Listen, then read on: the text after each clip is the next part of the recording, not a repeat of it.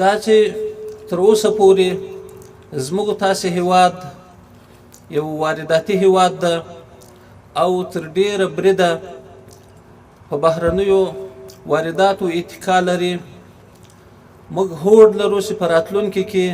زموږ ملک یو صنعتي ملک سي، یو صادراتي ملک سي، زراعت یې وده وکړي، صنعت یې وده وکړي او د ژوند په ټولو برخو کې داسې پرمختګونه وکړو چې اړتیا ورته لیدل کېږي. د اماراتي شرکتونو لوی ریاست چې تقریبا د ایجاد یو کال پوره کېږي د اعلی قدر امیر المؤمنین حفظه الله تعالی له لورې د دې هدف لپاره رامنځته شوی چې زموږ ملک د خودکفایي طرف ته لاره پیدا کړي.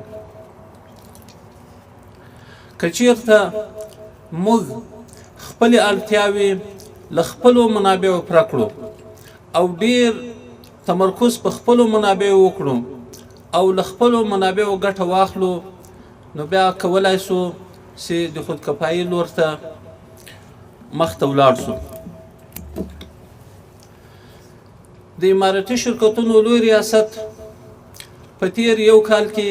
توانېدلی ده چې د هیواد ځینې هغه شرکتونه چې هغه یا په مکمله توګه له فعالیته لوېدلي وو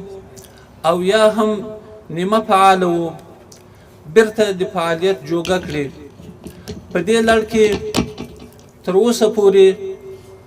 موږ د نساجیو په برخه کې د پلخمري نساجي چې مخکې له فعالیته لوېدلې وه ماشینان یې هم تخریب و، ترمیم کړه او اوس یې تقریبا چارې 90% تکمیل شوي دي چې په ډېر نږدې راتلونکي کې به یې فابریکه افتتاح کېږي او تولیدات به شروع کوي.